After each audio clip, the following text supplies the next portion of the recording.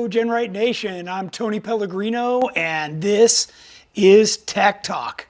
Tech Talk is something we do every Wednesday, 5 o'clock Pacific Standard Time, and it's one of my favorite times to spend with everybody. Today, we have a special guest, Mark Donnelly from the Edelbrock group, which includes Fast, CompCams, and Russell, as well as Lunati. Right? And TCI. And TCI. Oh, I forgot about TCI. Yeah. All right. So he's going to show us a bunch of cool stuff. Before we get to that, you're welcome to ask questions by typing a comment. And for some people, they find it easier if you're watching it on your TV to actually use your phone to ask the questions and then watch it on your TV. So you do have to log in under your ID in order to do that. So, but we love it when you ask questions. So just make sure you include as much information as you can so that we can try and answer that to the best of our ability. Mark is a really good resource. And of course, you know, when we're talking about engines, that's kind of near and dear to all our hearts. Absolutely. We're all motorheads, so we're watching this show. Tonight we've got Jamie behind the camera reading questions and stuff, and he's gonna be able to zoom in and out for us. I know he's still over there at the computer, but I know he's gonna move over and work on that. Okay, well, you're gonna need to zoom in on the next pictures I have. Okay. Or do you have something you want to tell me already? No, you're good. Okay. Just trying to make sure everything's legit. Can people hear us? Everything's good? From what I can see. Yeah. All right, well, while Jamie's checking that out, of course, this show is all about Jeeps.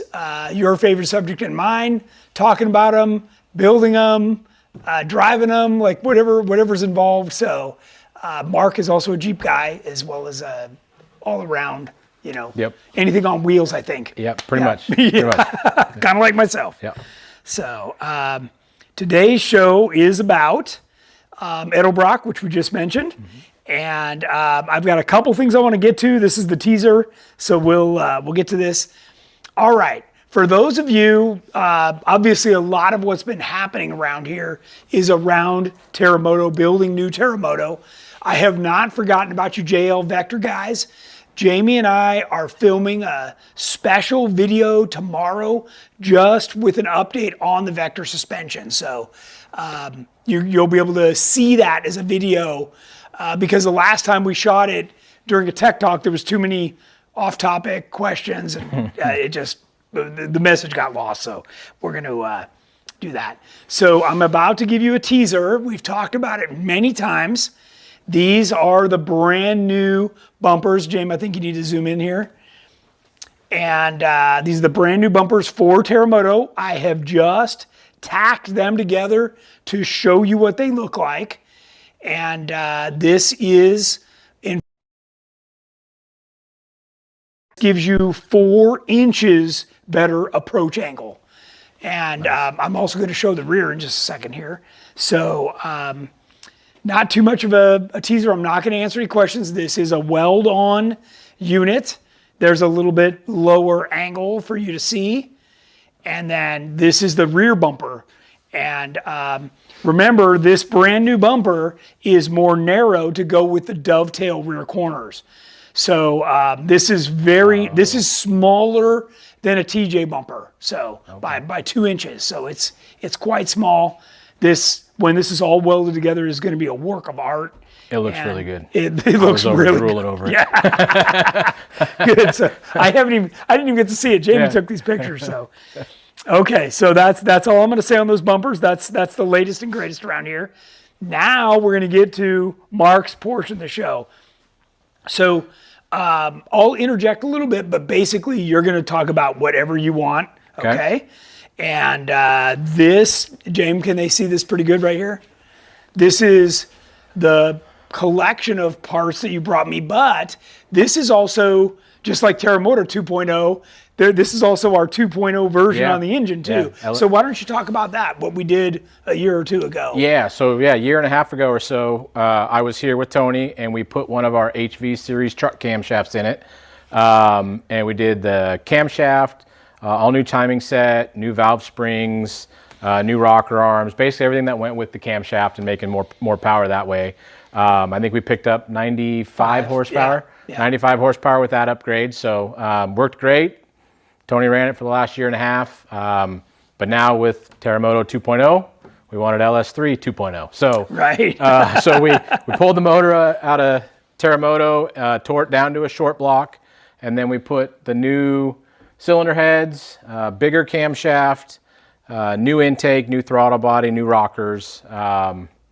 Yeah, everything to go and make even more power. Yeah, when he says short block, we mean the only thing we didn't pull was the crank and the pistons. Yeah, crank rods and pistons. Everything yeah. else was off this thing. Yeah. And I think that's something we should talk about, you know, that the top end versus like the whole bottom end. That's sure. a whole nother animal.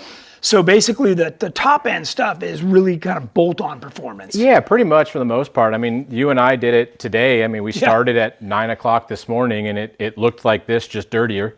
And we tore it all down and put it all back together, and it was pretty straightforward. We had a couple hurdles we had to jump through, but pretty much bolt together, no real special tools required. So yeah, the top end goes together real bolt-on friendly. Yeah, when you get into the short block, the tricky stuff was a couple strip bolts. Yeah. And then checking the push rod length. Yeah, we did want to check push rod length because we changed camshaft and cylinder heads. We wanted to make sure that the push rods are going to be the correct length. So that takes a little bit of time to do. You know, there's a bunch of different ways you can do it with push rod length checkers and dial indicators, and you know, I kind of did it the way that a lot of homeowners would do it. Where basically it's a 5/16 24 bolt, and however many times you turn it, you can do the math to calculate how many thousandths of push rod depth that is, and so that's kind of how we did it to get the right push rod length. Cool. So yeah, it went together really smooth and really nice. Okay, so let's talk about what we're looking at here on the screen. Yeah. Because you brought a bunch of new parts. Yeah, so first, like top of the screen, you can see vertically here, and then horizontally behind it are the cylinder heads. These are our new Edelbrock E Street cylinder heads. So what they are is they're a fully assembled head from, you know, valve springs, valves, everything complete, out of the box, ready to run. And they're beautiful. The machine work is absolutely like mirrored. Yeah, they're a very nice product. The neat thing for us here today was I had everything shipped here from my warehouse in Mississippi, so I didn't have a chance to look at anything. So, I mean, we took them out of the box just like you guys would at home. And it was awesome to see the finish quality. I mean, there's no dirt, no debris, no nothing. I mean, I went after them with an acetone rag, cleaning everything up, and I mean, I could barely get any filth off of them at all. So, I mean, very nice part. You know, they're an as-cast deal, so right here in California. And you said that they're a little bit better than the heads I had on it. Yeah, so basically we have like 3 different tiers of cylinder heads. We have basically, like for the LS3 anyways, we have the E Street heads, which are going to be basically 1 step above a stock head. And then we have our Performer RPM heads, which will have a little bit more flow, you know, a little bit better performance. And then we have our Victor, which is our CNC race head. The nice thing about these ones is these ones come fully assembled. You don't have to go to a machine shop to have the valves done and have the guides honed and do a bunch of fitting and finishing. You can literally take them out of the box and put them on, wipe just them like down we and did bolt today. them on, just like we did today. So we needed new head gaskets, and yeah, we did upgrade the bolts to the ARP bolts. Yeah, that we you put brought. ARP bolts in it. Yeah, and just upgraded where we could. And Yeah. so. Yep. Okay, and they're really nice looking. I mean, the stainless valves, the fit and finish is just. Yeah, and we have them in a couple different versions as far as depending on how big you're going to run for a camshaft. You can change the valve springs. So these we did what we call our 660 lift springs. So they're designed for a camshaft that's got a little bit more lift. It's going to live at higher RPMs longer. And then we have another version that uses a beehive spring, which is designed for a little bit less lift, a little bit lower RPM. So but these are the high RPM. Yep. And then we did the Victor Junior. Yep. So Victor Jr. manifold. So this style of manifold uses a 4-barrel throttle body, which I think might be in the screen still for you guys. Can they see that on the screen right now, James, or just here? Or yeah. They can see both. Okay. So yeah, so this style is a little bit different than like a lot of like the factory LS stuff would be, where they have a plastic or polymer manifold where it puts the throttle body in the front. This style goes to like a conventional carburetor style look. So it just a little bit different appearance. Performance-wise, these generally work at a little bit higher RPM, where the polymer ones will make more torque at lower RPM. This matches up with the converter and everything else that you run in Terramoto. So, yep. Yeah. And then you brought me some new fuel rails. Oh, to complement the heads, a new set of rockers. Yeah, so we did a new set of rocker arms. We did our BSR shaft mount rocker arms. The difference from these, from your, like your conventional LS rocker arm, is a conventional LS rocker arm is 1 rocker arm per bolt. And so if you get into high RPM, you can get what's called deflection. And it can cause the rocker arm to move around or wiggle or whatever. It can cause valve train harmonics, and which can affect performance. So this, going to the shaft mount rockers, it connects each rocker along the head to each other, and it keeps the valve train a lot more stable. Yep. So we did that, and then obviously we did a bigger camshaft. Yep. And new lifters. New lifters. Yep. We did our new Evo lifters. New push rods. Yeah. But I'm excited about the bigger cam. Bigger cam. Yeah. So we're expecting this to make I'm hoping another 50? I'm hoping we gain another 40 to 50 horse. Okay. Yeah. Okay. So, you know, I would like to see this. You know, I don't know what it made for power before total. But, well, stock was 430, then we made 95 more. Okay. Yeah. So now we're hoping to make 50 more. Yeah. So I don't see why we can't make every bit of 600 with this, I think. So yeah. That's pretty cool with a stock bottom end. Yeah. On Stock pump bottom gas. end. Yeah, on pump gas. Yeah. Yep. That's So yeah. That's nice. Yeah, this cam, I think you're really gonna like this cam. I did about 8 degrees more intake duration and 10 degrees more exhaust duration. A little bit tighter lobe separation. So yeah, it should rev up a little bit higher. And it should just move that whole power curve up in the RPM to match the converter. That'd be great. So, That'd be great. Yep. Yeah. I do have a few questions. Okay. I guess I don't know. Sure. Oh, you need one. While Jamie's getting his mic going, I was gonna pop over through some of the pictures. Mark pulled out the brand new cam. Yep. Of course, we did the head gaskets, right? Yep, new head gaskets. We got the new, you can kind of stop there. You can see the timing set, oil pumps on. You can see the timing chain tensioner, spring assemblies in there. This is after we put in the cam. This is all the new stuff. Yeah. Yeah. So this is the new timing chain and gear set. This is our timing chain and gear set. The nice thing about it, you can't see in the picture, is on the back of the upper cam sprocket is a Torrington bearing, which just helps to roll and run a little bit smoother, less friction, you know.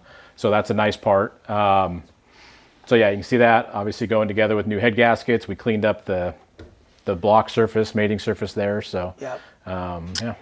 And we reused. Yeah. So with all this, so this is obviously the new springs and everything. You do have to steal the rocker stands out of your stock heads or buy some new ones from GM. They're cheap. Pretty cheap. Yeah. Yep. And then this is that, I think you were talking about. Yeah, so, well, this is the thrust plate that holds the camshaft in. And so we went the brass thrust plate on it, and then the timing, that Torrington bearing I was referring to actually rests against that thrust plate, and that's what rotates on it. So, but yeah, so that's the new brass thrust plate, and then obviously the end of the camshaft there. So Cool. Those are the bolts that we replaced that Tony fought. Yeah. All right. Question for Mark from Trail Team 7. Okay. For a 6.0 LQ9 motor, what would be a good low-end torque cam? Yeah, I mean, I would the HV series that we offer, which is what we put in Terramoto the first time around, is a great camshaft. We have 3 different sizes of that. We have no springs required version for if it's a low mileage motor.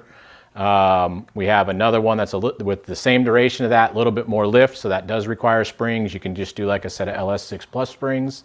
And then we have the third one. Oh, look at Tony. And then we have our third one, which is what we put in Terramoto, and that would make even more power. So any one of those would be good. If you go to the bigger one, which I believe is this one here, you will want to do a converter with that one. I wouldn't do anything less than probably a 26 to 2800 stall with that one, but any one of those three would work depending on where you want to make power at. All right. Snafu the Jeep. I'm running a 6.2 LS3, 450 horse, and wondering if I should install a catch can to protect the engine, or is it not necessary? So I have one. Okay. Yeah. I feel like that's a preference thing a lot of times for me. I've always kind of been the part of, if you have a good functioning PVC system, then they generally work. Oftentimes though, when you go aftermarket to this extent, these don't have the same PCV draw and everything that the OE stuff does. And so then yes, a catch can doesn't hurt. Especially if you're getting into a scenario where you're at crazy angles like you are, and you might get fuel puddling, or excuse me, oil puddling or something, then it probably doesn't hurt. So yeah. Because that way, whatever comes out of the valve covers goes into the can, and if you flip back over, it all just runs right back into the motor. Yeah. Yep. Lawrence LJ, keep talking higher RPM. How high is the RPM you're talking about? I would say for like what Tony's going to do, this thing will run to 7,000, 7,200, probably pretty easy. It wouldn't surprise me if we see peak power in the 6,600-ish range to 6,800, and then it'll carry probably 500 to 600 RPM past that pretty easy. Yeah, and if you've ever seen any of those videos of Jamie and I in the dunes, I'm running all that RPM. Yeah. Usually that's about the limit of the stock rods and pistons and that kind of stuff. So that's kind of what I expect it for. So when I say high RPM, I would say rev limiter of 7,200. Yeah. So and I'll be honest, when you run these engines up at that, you're getting wear and tear. Oh yeah. Right. Yeah. 6,000 and below is much safer. Once you cross that 6,000 mark, you're asking for trouble. So, yeah. Yeah. Good valve train, good springs, you'll be all right. Yeah. Something about elaborating on the 4.0, the new 4.0 head. Our new 4.0 head? Yeah. Yeah, so we have a new CNC ported 4.0 head. So kind of like what we've got here, where this is our as cast version. We've had an as cast version of our 4-liter head for quite a few years. But we found that the guys with the 4.6 strokers, 4.7 strokers, even now some guys that are doing the 5-liter, they need more airflow. And so yeah, we've recently come out with a new CNC version of that same head. So we're expecting it basically anytime. We kind of debuted it at SEMA this year. Had really good feedback on it. So it comes a little bit different. It doesn't come fully assembled like our Performer head did. It's again a part of our Victor CNC line. So it's going to come bare, and then you'll need to select what valves you want to run, what springs you want to run. We'll have some information that'll help you along the way to help you pick parts and suggested sizes and stuff. But yeah, it should be really good for the guys with the stroker motors or guys that are running boost. Yeah, should be really nice. And like I said, we're expecting it. I think I was told late second quarter, so I mean it should be any time.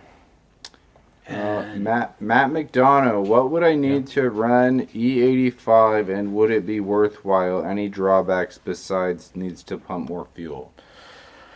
Yeah, I mean, fuel system is the biggest thing because you got to run a crazy AFR ratio with E85.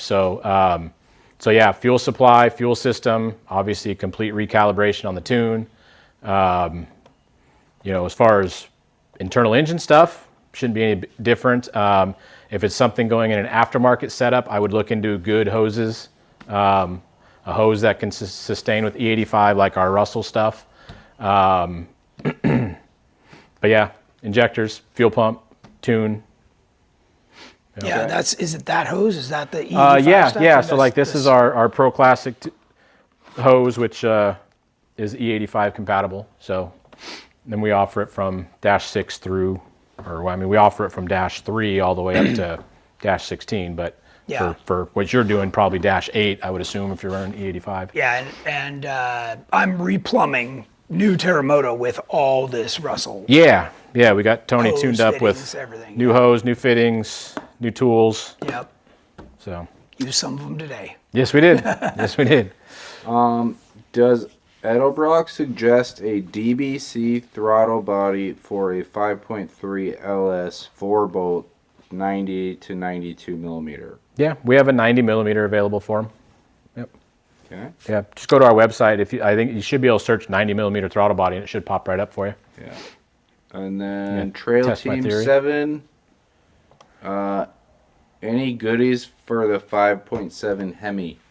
Yeah, yeah, we've got so kind of similar to like our HV series cams. We have what we call HRT for the Hemi stuff. So we do camshafts for them, lifters.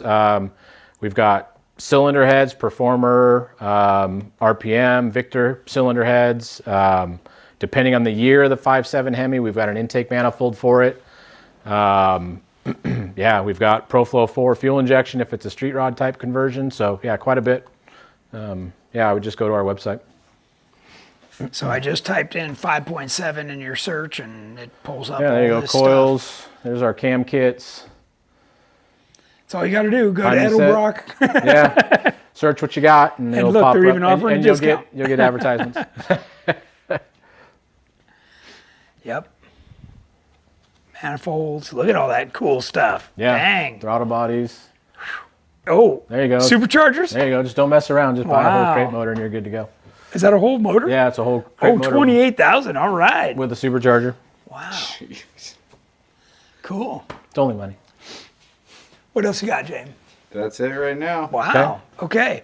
So let's go back to our stuff. Okay. Yep. Here's another shot of you guys lubing up the cam to install it. Yeah, But so- the pictures weren't exactly in order. So. Yeah, that's all right. So yeah, Kenny stopped by and said hi, so I put him to work. And we're using some of your guys' Torco oil for assembly lube. So And you guys make that too. we Yeah, do, yeah. we do. Yep.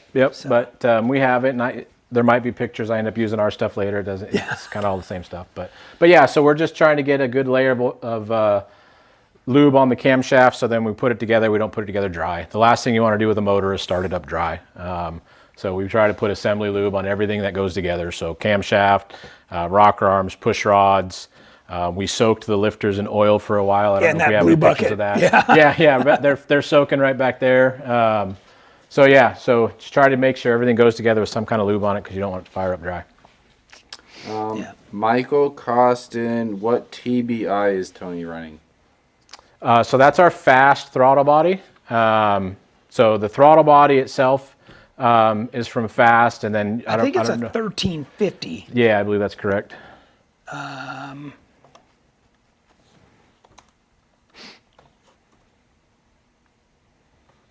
Let's see if that pulls it up here.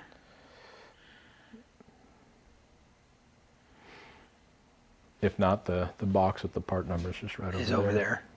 The little- Oh, yeah. Let me grab that.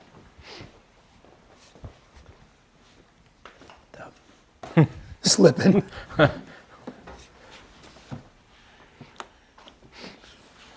Do you want to read the part number? Sure. Can you see So that? it's 307603.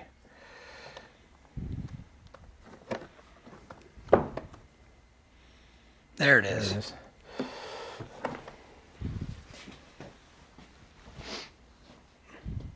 That's- Yeah, 1375. So, yep, and it comes complete with throttle position sensor with IAC what motor. What we're referring to is the CFM. Yeah, 1375 for CFM. So, yep. Includes the TPS and the IAC, which is Yep. super nice. Yep. And it comes with adapters too for like if you're plugging it into something that might have, like this has, for example, like the idle control motor is a flat 4-pin.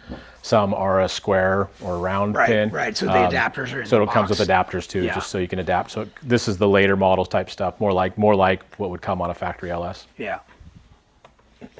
Yep.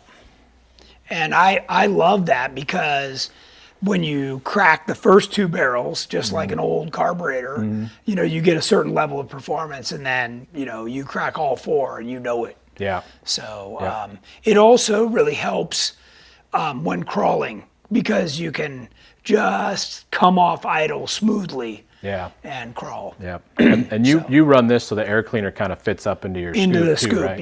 yeah. So we're getting cold air. Which that works because you get cold air. A lot of times that's hard when you're doing conversions, especially in Jeeps, right? If you have the front mounted throttle body. Yeah. Because then you got to run a tube off and try not to crash into your radiator and then kind of shove it in a corner or something. And there's so much heat under the hood, Yep. So yeah, it's a good setup.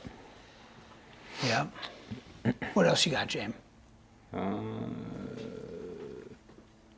That's it at the moment. Okay. Keep asking those questions, guys. Let me go back here, see what we got next. Oh, we're too far. Okay, so yeah, I guess we didn't get as many pictures as we thought. Here you can see the oil pan's off. It's over here. Yep. Because you gotta, the whole thing is about, you gotta take off the pickup tube off the bottom of the oil pump in order to get the pump off. Yep. So none of this was particularly hard. And you and I took little Ziploc bags and we were, you know, stuffing bolts and parts in little bags as we went to keep track of everything. Yeah, it's not a hard job. There's just a lot of little details, lots of little steps. And then we were cleaning stuff as we went. Yeah, you know. Yeah, you clean everything, wipe everything down, especially when you pull an engine out of a vehicle that's been off-roaded. When we were pulling the old stuff off, there's rocks and dirt and mud stuck in places. So we're in there with little picks, getting some of that stuff out. So, you just want to make sure all that stuff comes out because you don't want any of that dropping into the cylinder. When you have this all apart, it's at its most exposed point. Yeah, so, we rotate the motor over, dump a little bit of coolant out. So we got to spend 10 minutes wiping coolant out and spraying it with air hoses and giving ourselves orange baths and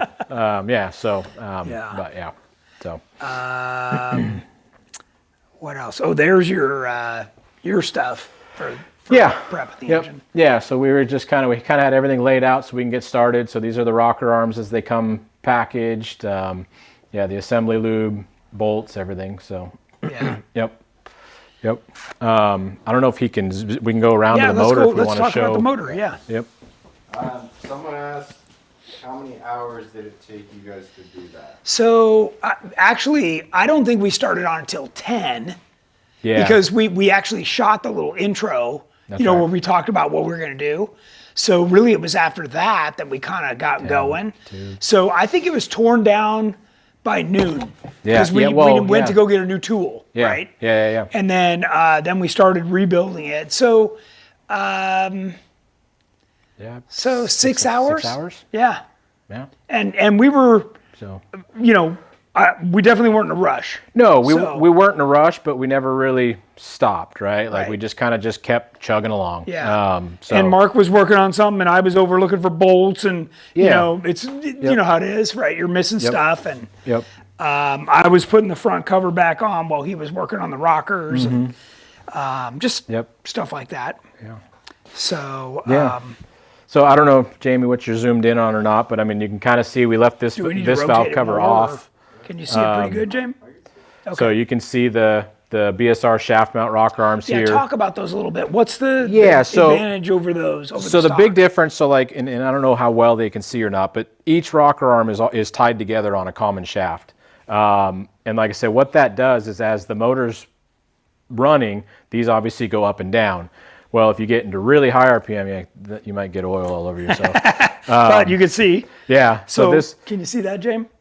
How they're all on one common shaft. So that keeps them from moving. Yeah. Right. It keeps them in line. Yeah. So what'll happen as you get really high RPM, if let's say Tony and Jamie are out in the dunes and they're just ripping circles out at Sand Hollow, as you sit at 7,000 RPM for a long time, those rocker arms go up and down, and you might get some harmonics in the springs. Well, they could kind of potentially move a little bit. And when I say move, I mean we're talking hundreds of thousands. But it's on the end of the valve. But yeah, and it's all just harmonics, right? So by tying them all together, you eliminate any of that side-to-side play at all.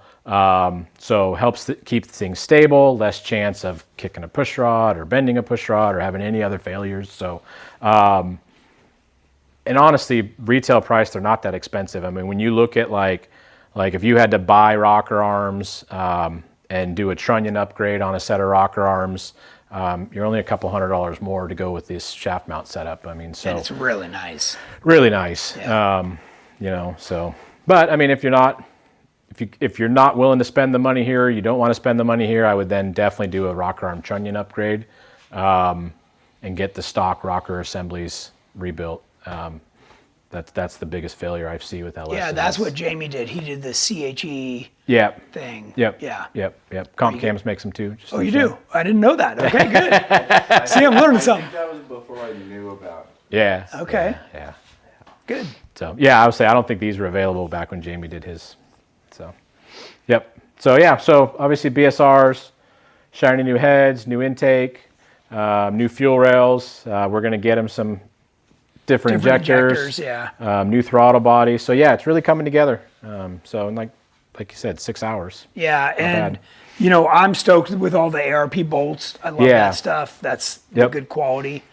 Obviously, we did ARP bolts here. We did ARP on the cam bolts. Yep. And then we did all new. We got rid of the torque spits on the thrust plate and did an Allen bolt on the thrust plate. So now we reused the cam gears and chain from the last time we did the upgrade. Correct. Yep. So we didn't replace that. Yeah, and they looked great. I did a once over and everything looked good there. So yep. I didn't see the picture, but we did have a special puller was required to get the to get the crank pulley off. the harmonic dampener off, and then the loosening of that crank bolt. You'll need to invite some friends over when you get that crank bolt off. Yeah, it was on there. Yeah, that was fun. It was on there. So.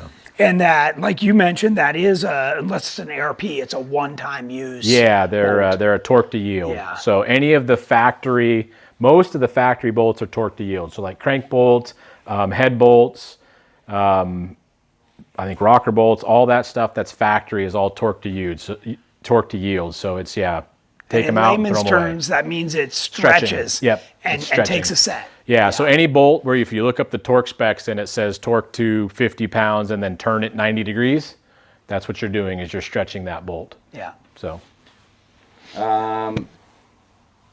Would a dry sump be better for what you do, or maybe not enough real estate? That's a great question. Dry sump is definitely better. Yeah. Okay, don't get me wrong, but the real estate question is the real kicker, right? Mm-hmm. Now in Terramoto, I don't have power brakes. I don't have the battery up there. I've got room other than the hot exhaust, right? So when you make horsepower, that creates heat. And your exhaust kind of goes up and over. Yes. So where a lot of exhausts can go down, but in a four-wheel drive that we want to sit low or have a lot of up travel, man, there's not a lot of room for stuff like exhaust. Yep. And that's one of those things that I really want to go to a dry sump, but until I can figure out, where to relocate everything. Now, in the race cars we did relocate it to under the dash on the passenger side. And in Terramoto, I could probably get away with that. So I'm really trying to get this together for Easter Jeep Safari. I don't know if that's going to happen. Now that we made these upgrades, we got to get it back in the Jeep. I got to get it in to get it retuned, right? Yep. So we're getting close on Easter Jeep, and I don't know that my dyno guy can get me in. We're right down to the wire. So I get the tranny back. Transfer case back tomorrow. Transmission is next week, he said. Okay. So that's cutting it incredibly close. So, yeah. Michael Costin, what are the valve sizes used in those heads? Yeah, is it a bigger valve than? You want me to look it up? Yes, please. And it's funny he asked because I meant to measure them. I meant to measure them. That is a good question. Okay, so it's the E Street? Yeah. 77.6. Oh, is that what it is? 77.6. I can't read it on my glasses on. Oh, here. Is this it? 77.618. Is it this one? No, that's Cathedral. No. There you go. This one? Yep. Thought 2160 for some reason sits in my head, but Would it be in this text, or is there try like the a product specs tab.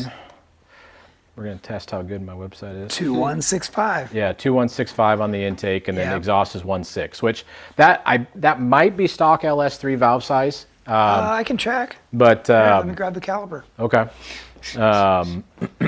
But I know we changed the seat material, changed the valve angle and whatnot, so Okay. should clear with a stock piston. Because I was curious, they looked big, but mine are dirty, so.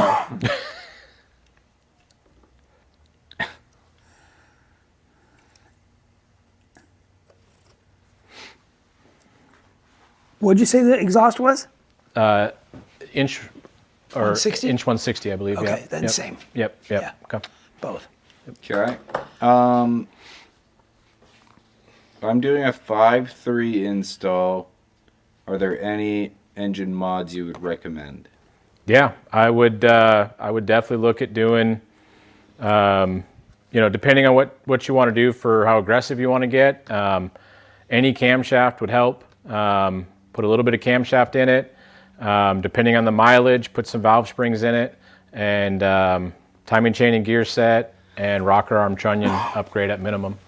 We've got other things, different intake manifold. There's the So cam set. yeah, there's a cam set there. So Oh, what rockers are those? so there are Ultra Golds, aluminum, or Ultra Arcs. Wow. Fancy. Those look pretty sweet. You're going to want The- clear valve covers to see all that right. good Those stuff. those ones don't fit under a stock height cover. No. You get a little carried away there. So, yep.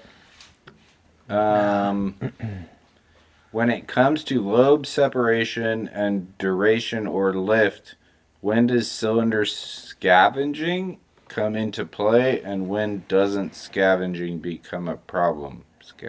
Well, yeah. I mean, that's a hard one to answer in our Tech Talk show.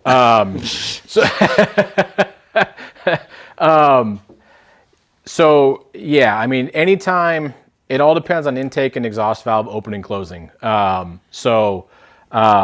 Generally speaking, for most stuff that we're running in the street that are going to be spec wise within something that's going to make power for something you're going to use on the street, or even wheeling, or even a weekend race rig or something, you're usually going to be within those specs. When you start getting outside of those specs is when you start running a whole bunch more duration, a very tight lobe separation, and those become not as street friendly and a lot more race oriented.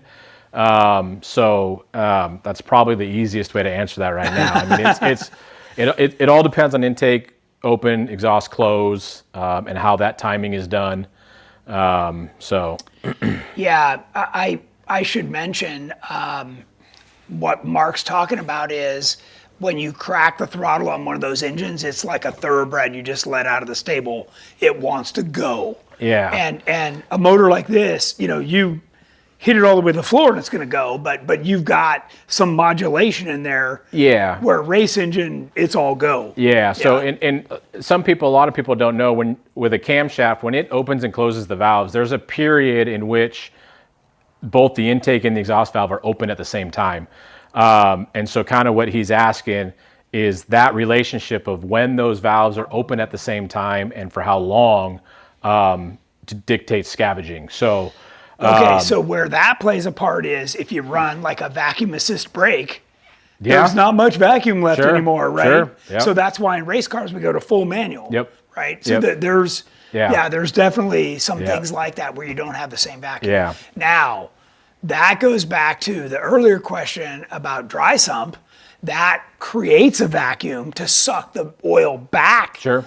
in. Yep. Yeah, that's a whole nother. Instead of letting the oil fall back to the pan, Yep. you know, it's sucking it back. Exactly. So Yep. yeah, definitely performance related stuff. Yeah. Yeah, very much so. Okay, Travers Enslow. I'm putting a 5.3 in that's not a new motor. What do you recommend replacing prior to installing? But he did run the motor in something else. He just took it out, but he's asking what he should like freshen up. Yeah. Well, I mean, you know, the stuff we did today was a lot easier out than in. Yeah, You know, when you're 100%. talking about you got to take the front cover off and change the Yeah. cam and stuff. Yeah. Without knowing the history on the motor, I mean, that's hard. I mean, if you have the budget, I would basically do maybe not to the level that we did for parts on this motor, but I would look at changing the same components. I mean, I would look at lifters, cam, valve springs, rocker arm, trunnion upgrade, push rods, you know, all those wear items as they get high mileage, or if you don't know, oil change consistency, you know, lifters especially, that's the big question mark. So you can have a lifter collapse and not know it until you put it in the car and fire it up, and now you got a lifter tick or it's popping and farting Not out to of pull the lifters, you got to pull the heads. You got to pull basically pull the motor back out, Yeah. pull the heads off to do the lifters. So- So you're better off just doing it once, you know, cry once. And, you know, just like you and I did today, you know, we got to inspect everything once we had the Yeah. heads off. Yeah. Right? Because now you can look in and see the cam. You got the lifters. We're checking the pistons. We're looking at the cylinder walls. Yeah, it tells a story, right? tells a story. Yeah, yeah. I mean, like we were able to, when we had the heads off, we were able to look at the cylinder wall, and I mean, you can still see the cross hatching in the cylinder wall. Who knows how many miles are on this thing and how hard Tony beats on it. But it was neat to see that it still had the cross hatching in the cylinder wall. So that's a good indicator that the bottom end's still in pretty good shape. Yeah, so. and like you said, you know, those plastic trays that the lifters fit in, Yep. you know, sometimes those get messed up and then Yeah. you're like, okay, Yep. time to fix this stuff Yep. before something else really Yep. goes wrong. 100%. Those keep the lifters straight on the cam. Yeah, yep. So these have do we have can you go to the head gasket picture? Yeah. So yeah, what Tony's talking about is on the LS's, they use a plastic lifter guide. So you can just kind of barely see them in here. These little plastic guides. There you go. So what they do, Might be a little bit little distorted. blurry, but once the head's on, this guide here, your push rod runs through the top, and at the very bottom of these guides is where the lifters are located. And the lifters have little flats on either side, and the guides basically look like a couple D's put together. Yeah. So it's got a flat top and bottom and then rounded on either side.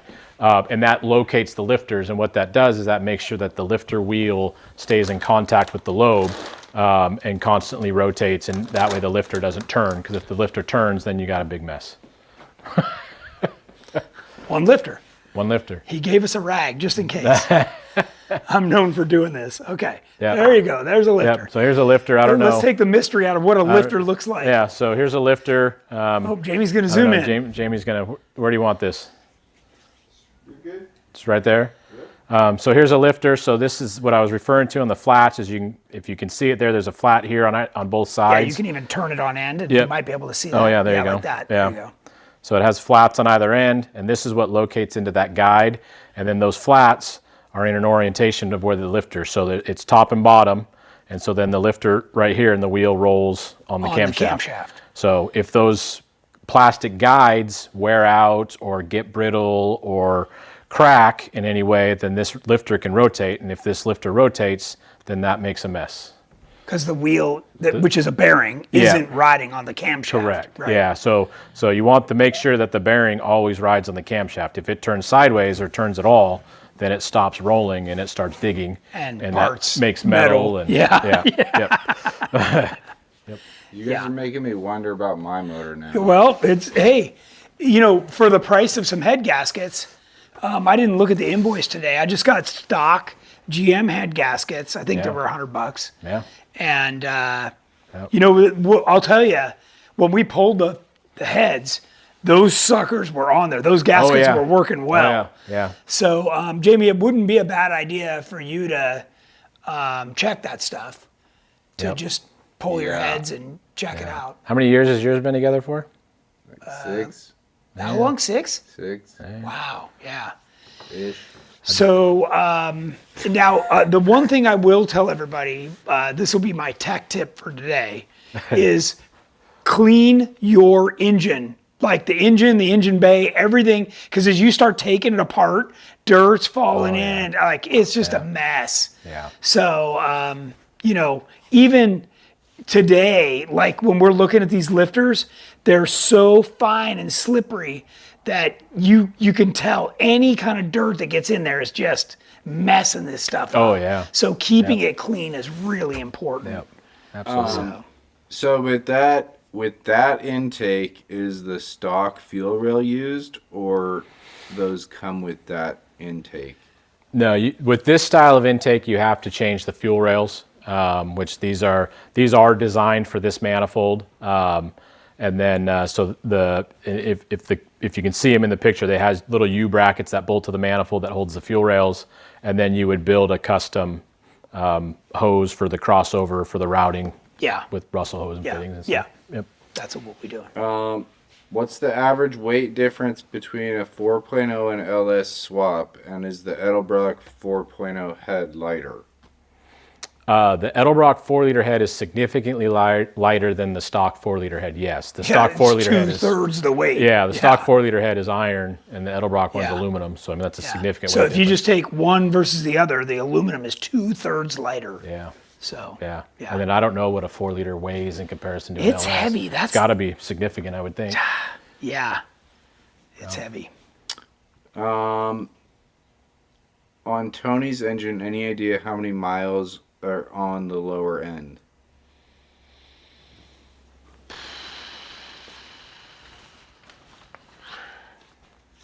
I want to say, I think it on my odometer it just turned 10,000. So, and those are hard miles. So 50,000. Even mine, when I got it, had 60. what, 60? Yeah. Yeah. Yeah. I changed the cam in my truck. I would pull the engine if I had to do it again. I put new torque to yield head bolts on it, and it was hard to get the degrees after the torque with the engine in the truck. Yeah. That wasn't really a question, but Yep. Yeah. No, that's true. It is hard. yeah. I mean, even today on the engine stand, sometimes there was 3 of us in here hanging on to stuff as we're torquing and untorquing, Yeah, we're taking the dampener bolt off, yeah. We had Austin on a 6-foot breaker bar and you and I holding on to the flex plate. Well, so. and when we had to drop the oil pan, if we were doing that in the vehicle, sometimes you can't even, there's a cross member or something there, Yep. So just being able to flip it over and, made it a lot easier for sure. Nick Repinich. Yeah, what's he up to? Is he getting excited about seeing this engine? He's asking if we do an oil analysis after several thousand miles, with all these things, are there any special things that would show up, special materials not in an OE motor? Not in an OE motor. I don't think so. I'm trying to think. I mean, you might see a little bit of brass from the thrust plate. Otherwise, the cam bearings are the same. The main crank bearings are the same. Yeah. What about the rocker arms? Is that still a needle bearing, or is that a? It's still a bearing assembly. Yeah. So, but I mean, it's still in an oil analysis. I don't know that you'd see any difference. Yeah. I don't know that you'd see much of a difference. Like I said, maybe a little bit of brass from the thrust, from the cam thrust plate, but. Yeah, now keep in mind, as we go with a bigger lift cam, that there's more spring pressure, right? So it's pushing, but the reason we talked about the lifters is it's hammering that little bearing to stay against the cam. Mm-hmm. So that's the price you pay, right? So and speaking of lifters, one of the things we did change this time around, so like the one guy I'd mentioned before, the last time we did this, we changed the camshaft and we did not replace the lifters. So we just felt the motor had low enough miles, we could just reuse these lifters, and they worked fine. So this go around, we decided with the cam, or with the bigger cam, with the heads, we should put a lifter in it that's a little bit better. So we did go to our Evo style lifters. The nice thing about them is it gives you the lifter body itself without increasing the OD. It runs a thicker cylinder wall, and we did that by changing the plunger assembly. So it's a smaller plunger assembly inside of it. It's actually a little small cartridge. What it does is it holds a little less oil volume, so it kind of acts more like a short travel lifter. It's got a decent amount of travel, so I was able to set the preload fairly deep, but then it's got a real thick body on it, so again, it's more stable, more area around the axle and the roller to give it more strength. So just going to handle more spring pressure, again, a performance application. Yeah, and we should mention that the stock is a hydraulic lifter. We stuck with a hydraulic Kept it style hydraulic. Yep. lifter. Yes. Yep. They're just easier. Yes. Yeah. What else you got over there, James? That's all I got right now. Let's see. Did we have? Oh, I guess I'm gotta go back.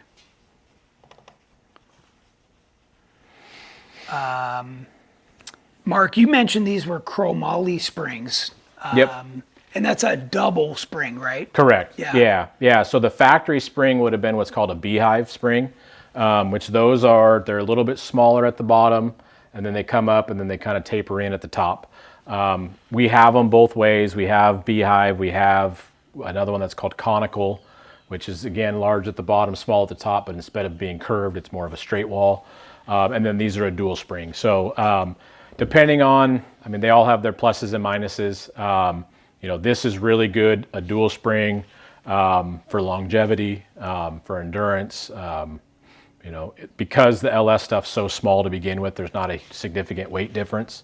And then we went with it's a nice quality springs with the super finish on it, so that way they tend to be a lot more consistent in wire size, real consistent spring rates. Yeah, that's nice.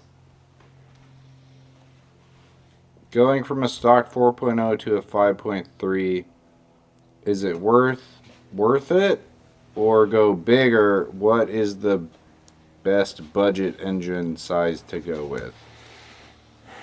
Well, I think that you say what you think, but I think going to the 5.3 versus the 4.0, if you can, is a great way to go. Also, if you're a manual transmission, it gives you the ability to switch to an automatic transmission at the time with the 5.3. Yep. Now you got to get the truck engine, four-wheel drive, right? Yep. So there's a transfer case will bolt to it. Yep. But you can pick up those 5.3s cheap. Yeah. And they make good power. It's over 100 more horsepower than the 4.0. Yeah. Yep. So if you're not afraid of the work. You do, which depending on the age of your 4.0, you do have to buy a new radiator, new exhaust, right? There's things that go with putting there's additional money there. Yeah. But, if you were going to freshen all that stuff up anyways, then, Yeah. And I agree. I'm a big fan of doing the LS swap. The 5.3 is a great way to go. You can find them for reasonable money. You can find some early trucks with some takeout, even 6-liter stuff that you could do. If you have a little bit more money and you can find an aluminum 5.3, that's even cooler. That's what I've been shopping for. But just, again, reduce that weight over the front axle. So Yeah. Lawrence LJ, is there any adjustment needed or break-in period? I think he's referring to whatever he did. For what we did, just did. There's not really a break-in period needed. That's the nice thing about going with roller stuff. Obviously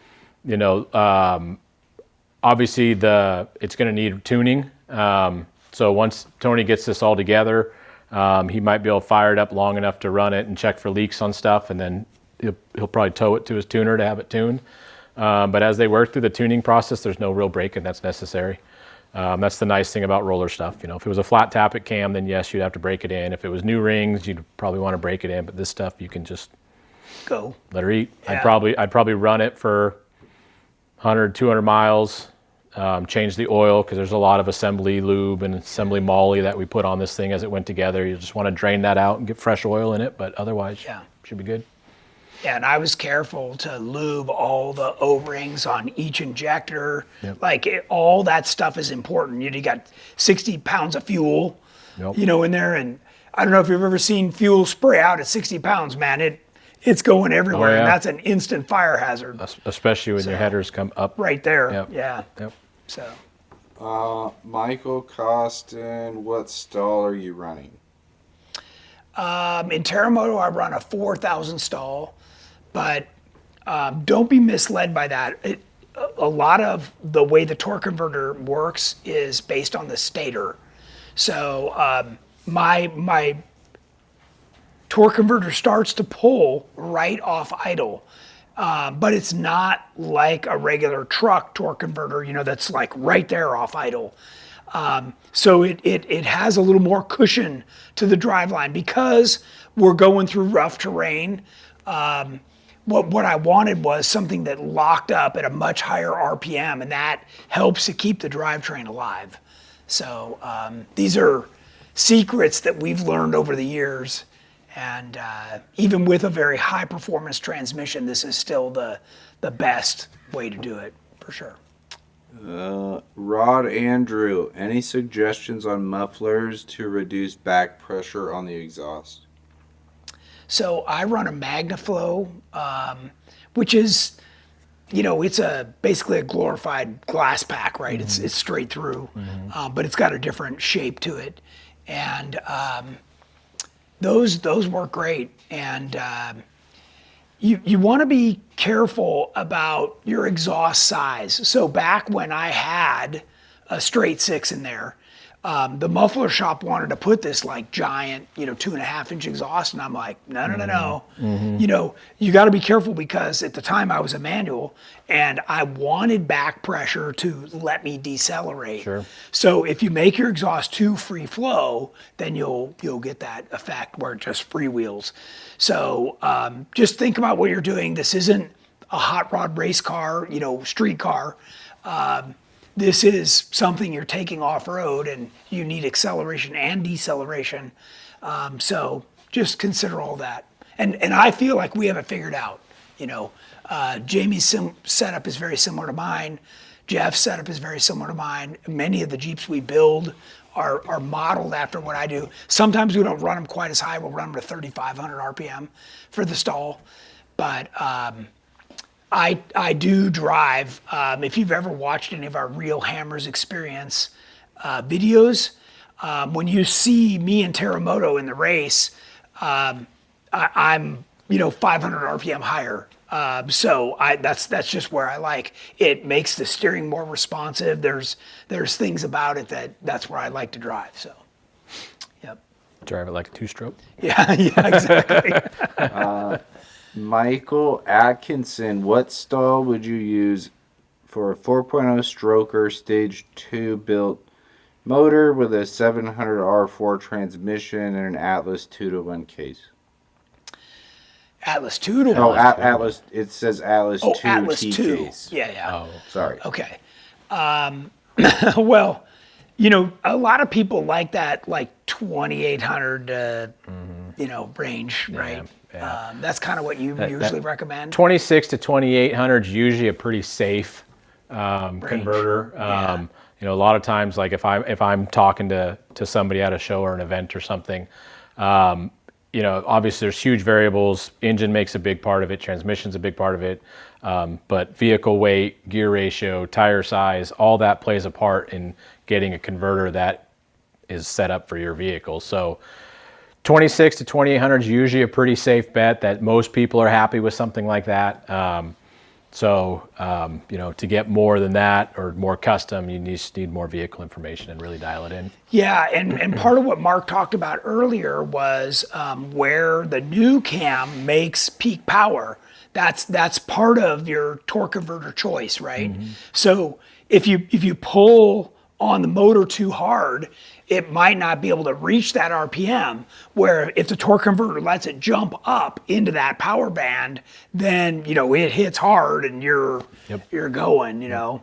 So that's just something to think about. Maybe you're not, you know, totally concerned with, you know, 0 to 60 acceleration, then, you know, you can choose a different torque converter. You know? I mean, the biggest thing is you just don't want something that's going to, when you go into low range and you put it in gear, you just don't want it to clunk and start lurching on the brakes. I mean, that's the biggest thing. That is the biggest thing, yeah. You don't want to and drive mine to the doesn't do brakes. that, and I'm full manual brakes. Yeah. Right, so, yeah, that's one of those things. Um, Does yours do that, James? Do you feel like when you're low range, it's like constantly pulling, you got to put it in neutral? Or is your torque converter okay. seem to relax? Yeah. It's okay. Yeah. Yeah. Are you selling this stuff you took off the old motor? I think you're going to have to fight all of the guys around here for it. It's funny, as we were taking things off, we were setting it aside very carefully with all the bolts and everything. And I said, oh man, people around here are going to be wanting these parts for sure. Tony's going to come in the morning. He's going to be missing parts and wondering where they went. I told him, I go, Jamie's going to be eyeballing this manifold big Really time. freaking going. Yeah, he was asking me if I had that manifold. Yeah. And I was like, no, I think it's still the stock one. Yeah. I mean, the stock one is pretty good, you know? Yeah. So, Yeah. I mean, my stuff works fine. yeah. Yeah, you got plenty of power. Has Edelbrock ever done any research on flipping the intake and exhaust placement on a gas engine? And then he says Ford 6.7 Scorpion, where the exhaust comes through the valley of the intake. Yeah, I don't, I'll be honest, I don't know. It would not surprise me at all if Vic back in the day did some testing with that kind of stuff, but I know current times, no, we haven't, but Okay. I could see Vic doing something crazy like that. That's Mr. Edelbrock. Yeah, yeah. That is all we have right now. It's 6:01. Oh, okay. Well, you wanted Okay. to talk about this a little bit, right? Yeah, I just, I don't know if anybody's going to Easter Jeep Safari. Tony's going, Jamie's going, I'll be there. I'm going to bring my Jeep, so I'm going to go play around a little bit, but then the vendor show on Thursday and Friday, I will have a booth inside, so if you're at the vendor show, stop by and say hi. We do have some flyers that we had made up that are a lot of product with, you'll recognize some of the vehicles, old school Jordan rig there, just with some flyers and some stuff that has information on products specifically to you guys, the off-road and Off-road, yeah. Jeep market. So, Yeah. but I'll be there, stop by, say hi. If I got swag left, I'll give you some swag. It goes fast. And certainly we'll be there. We're hosting a Jeep night at some point. Okay. So people are going to have a lot of opportunity to come chat with us.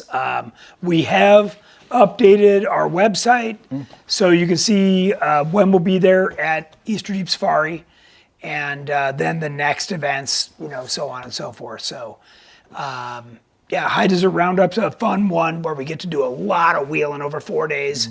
So if you're local to the greater Los Angeles area, that's right out in Barstow. So that's a good one too. Hopefully we have good weather at Moab this year. Yeah. So that's always a questionable thing, so we'll see. Yeah, hopefully. Anything else you want to say about the engine or other parts? Or we didn't really get to talk about the Russell stuff. No, I mean, you're going to be plumbing the Terramoto too, so we can show and tell some of that stuff Okay. when you do that. But yeah, I got Tony set up with fittings and new filters and new wrenches and vice jaws so he doesn't scar up the fittings. So Yeah. Good stuff. should be dialed. All right. Well, thanks everybody for watching. And Mark, thanks for coming and helping. And Thanks for having me. It's been a blast. It's a lot of fun. Yep. All right, everybody. I'll see you next Wednesday and then out at Easter Jeep Safari. So till then, everybody have a good one.